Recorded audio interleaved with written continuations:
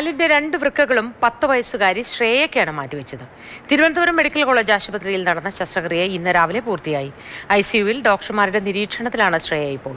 മകളുടെ ആരോഗ്യം വീണ്ടെടുത്ത ശേഷം ആലിന്റെ രക്ഷിതാക്കളെ പോയി കാണുമെന്ന് ശ്രേയയുടെ അച്ഛൻ മാതൃഭൂമി ന്യൂസിനോട് പറഞ്ഞു. 10 വയസ്സുകാരി ശ്രേയയുടെ വൃക്ക മാറ്റിവെക്കൽ ശസ്ത്രക്രിയ വിജയകരമായി പൂർത്തിയായിട്ടുണ്ട്. ഇന്നലെ രാത്രിയാണ് ശസ്ത്രക്രിയ ആരംഭിച്ചത്. ഇന്ന് പുലർച്ചെയോടെ പൂർത്തിയാവുകയും ചെയ്തു. നിലവിൽ അത്യാഹിത വിഭാഗത്തിൽ ശ്രേയ ഡോക്ടർമാരുടെ നിരീക്ഷണത്തിലാണ്. ശസ്ത്രക്രിയയ്ക്ക് ശേഷം ആശങ്കപ്പെടേണ്ട ഒരു സ്ഥിതി ഇല്ല എന്നാണ് ഡോക്ടർമാർ നൽകുന്ന വിവരം. അച്ഛനും അമ്മയും ഇന്ന് രാവിലെ തന്നെ ശ്രേയയെ കയറി കണ്ടിരുന്നു. സംസാരിച്ചു. കൊച്ച് അച്ഛനും അമ്മയെന്ന് വിളിച്ചിരുന്നു.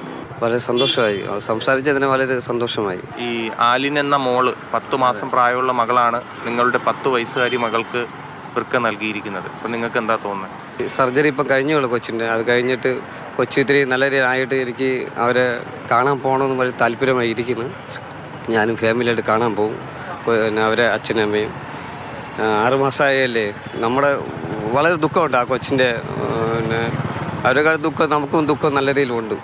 ഇന്നലെ ആ 10 മാസം പ്രായമുള്ള ആ കുഞ്ഞു മകളുടെ വൃക്കയുമായി ആ ദൗത്യസംഘം തിരുവനന്തപുരം മെഡിക്കൽ കോളേജ് ആശുപത്രിയിലേക്ക് എത്തിയത് നമ്മൾ കണ്ടതാണ്.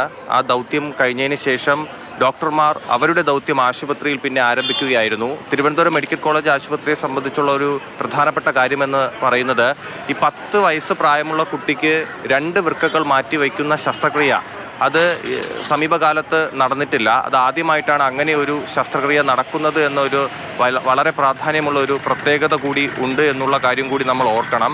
എന്തായാലും ശ്രേയ ആരോഗ്യത്തോടെ തിരിച്ചു വരുമെന്ന പ്രതീക്ഷയിലാണ് അച്ഛനും അമ്മയും നാട്ടുകാരും ഡോക്ടർമാരും എല്ലാവരും ഉള്ളത്. ആ നല്ല വാർത്തയ്ക്കായി നമുക്ക് പ്രതീക്ഷിക്കാം. സജീവ്കുമാറിനൊപ്പം T. സരീഷ്ണ, മാതൃഭൂമി ന്യൂസ്, തിരുവനന്തപുരം.